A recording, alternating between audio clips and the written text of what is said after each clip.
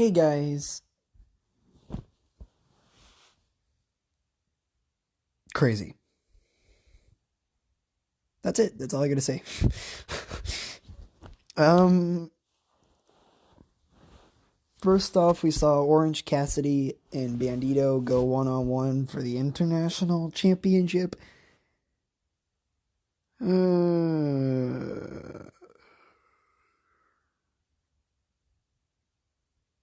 Good match. A great standing ground for Orange Cassidy. And unfortunate that Bandito lost, but I mean, Cassidy's having a good title reign, so, whatever. It was a good match. Yep, that's what I gotta say about that. Adam Cole was backstage. He said tonight he'd call out Chris Jericho, and if Chris didn't come out, that he would find him. Cassidy and Bandito walked in and asked what Renee was talking about, and then she told them, and they both said "oh" and walked off. Later on, they were backstage with Darby Allin and Jungle Boy. Jack Perry. Allin asked to squash whatever bad blood is between them, and Allin said if he'd known MJF would get involved last week, he would have been ringside and not in the rafters. Allin then said MJF will probably do it again tonight, so asks if Perry would have his back. Perry said then it would have been nice if it was him and Allin, who said he would have beaten Perry again. They shook hands as Allin went to prepare for his matchup.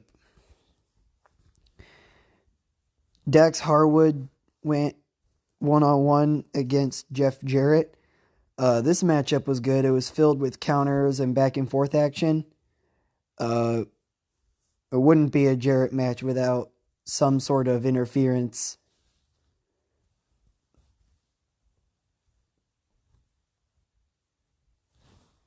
Triple J are going to be future challengers for FTR's tag team titles. Jeff Jarrett did defeat Dax Harwood. This was a good match. Tony Khan was backstage, who announced the Owen Hart Cup opening ceremonies would take place at Double or Nothing.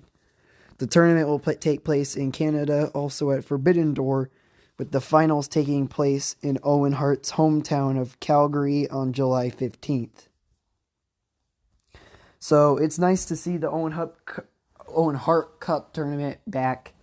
We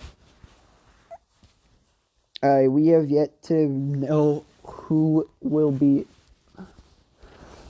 part of the Owen Hart Cup tournament. And speaking of which, I will give out an episode dedicated to the Best of the Super Juniors, as they will be announcing who's a part of the tournament tomorrow.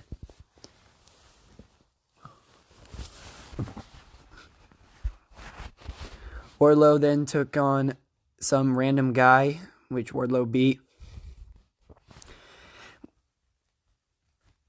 Arn Anderson picked up Mike and said that the NFL draft is coming up, and where draft picks become dynasties, and Wardlow is Arn Anderson's dynasty.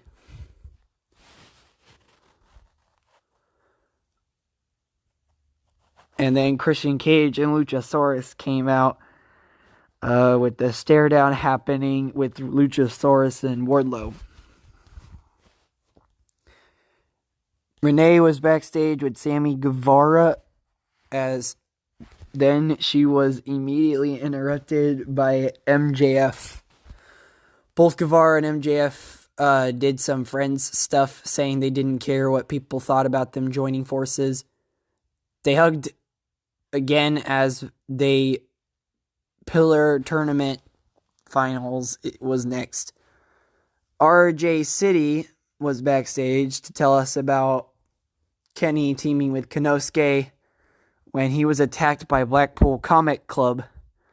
Moxley said tonight that they have some scars to leave. Taz was over the moon that poor RJ was beat up, man.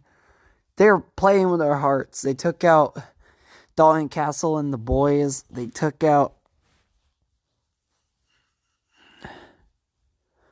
Michael Nakazawa and Brandon Cutler, and they're taking out RJ City now.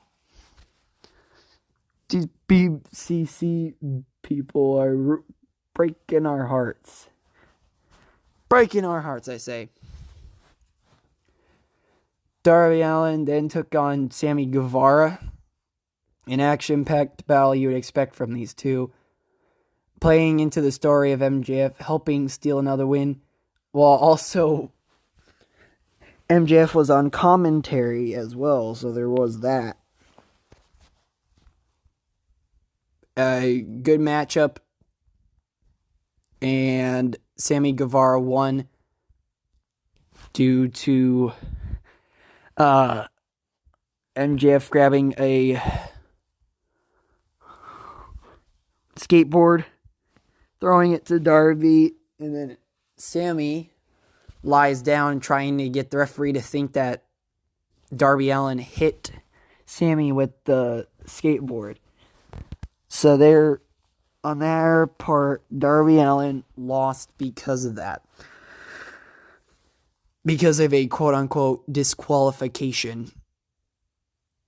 Tony Khan made it official that Guevara won. However, next week there'd be a tag team match with MJF and Sammy versus Jack Perry and Darby Allin. If MJF and Sammy win, it will remain a singles match at Double or Nothing. If Jack Perry and Darby win, it will be a pillar four-way for the AEW title. Then Renee tried to get a word with MJF and Sammy, who were screaming at the injustice. MJF was about to get into an awaiting car. Sammy tried to join, but MJF said it was all full and drove off despite having more than enough space for Sammy. Adam Cole then addressed Chris Jericho. He demanded he came out, but then Satan's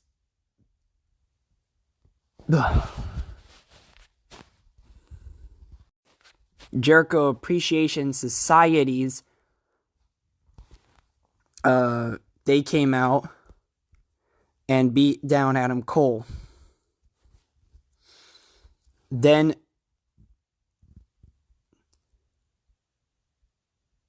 in addition here,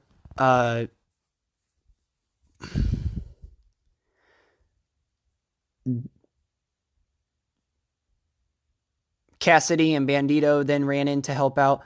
The numbers were still too much, though, until End of Heartache played from Killswitch Engage, and Roderick Strong ran out from the back to clean house. And holy moly, I did not expect that.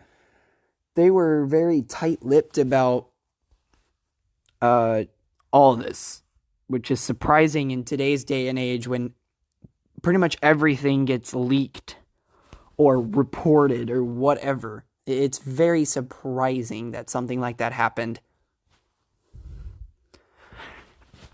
Because for a while, Roderick Strong was still contracted to WWE. Like, nobody knew that he left or whatever. But then he shows up just unknowingly on AEW television. It's crazy. He is officially All Elite, by the way. So, we're going to see him more. We're going to see him on AEW television for a while. QTV was shown as QT was trying to explain to his crew what happened when Powerhouse stormed in furious.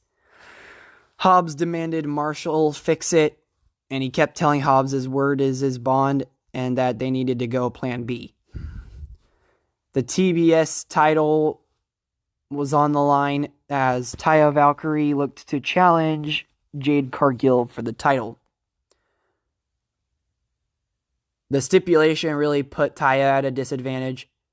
For someone who has wrestled as long as Valkyrie, she looked clueless when she realized she couldn't use her finisher. It's hard to know if we're getting a rematch, but this is going, or if it's going to be the one, if Taya ultimately defeats Cargill. But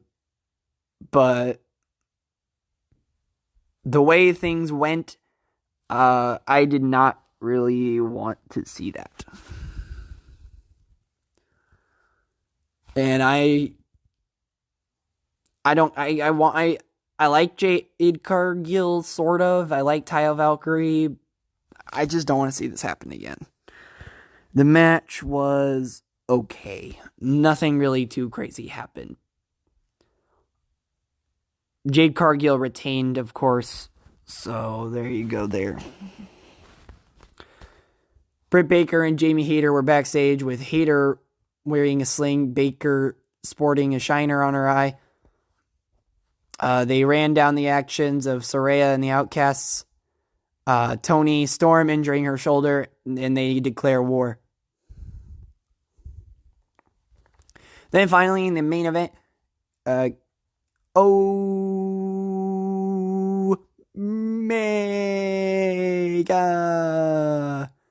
and Konosuke Takeshita, also known as the Gildan Brothers. That's not official, by the way. Don't give me hate for that. An entertaining main event. Post-match was a bigger story here, though. So we'll get into that in a little bit.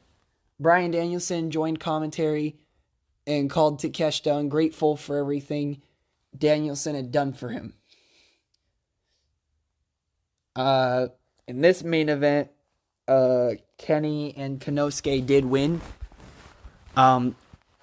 Though Bryan Danielson post-match was on the stage saying a professional got the pin while an amateur looked exhausted.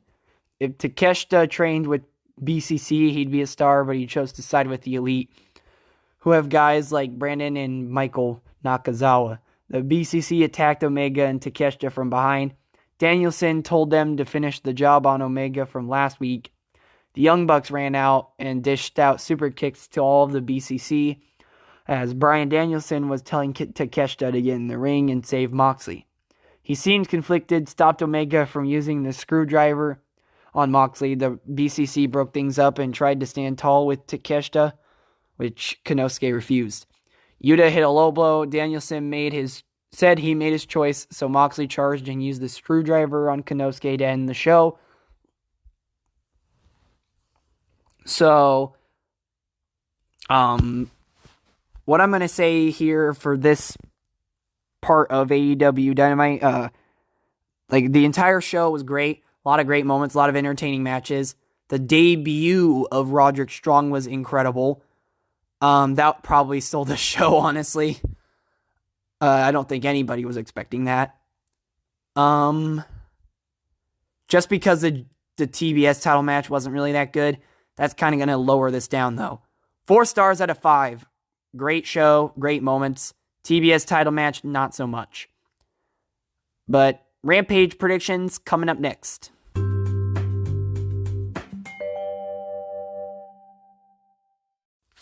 Okay, now it's time for Rampage predictions, preview, whatever. We hear from the Outcasts. The Acclaimed will address the people. The Acclaimed, top of the chain, so I bet you know the name. Getting on the fans and attain the Acclaimed. Running in the game and we in our own lane. Everybody's saying that they want to be acclaimed. Anyway, Ricky Starks and Sean Spears will take on Switchblade, Jay White, and Juice Robinson as well. Bullet Club Gold wins this matchup. I think Jay White and Juice Robinson win this matchup.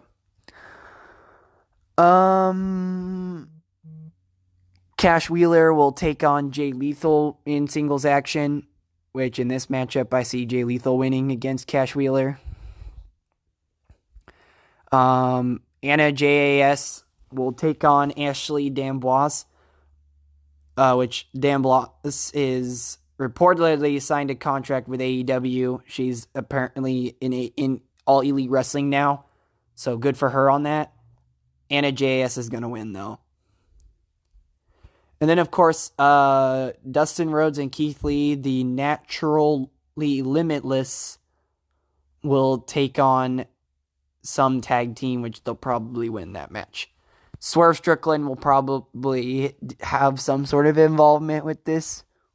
So, be ready for that as well. But there you guys go. Rampage preview there. And don't forget, Best of the Super Juniors is coming at you tomorrow or Friday. Something like that. So, yeah, there you go. See you guys next time. Good night, everybody.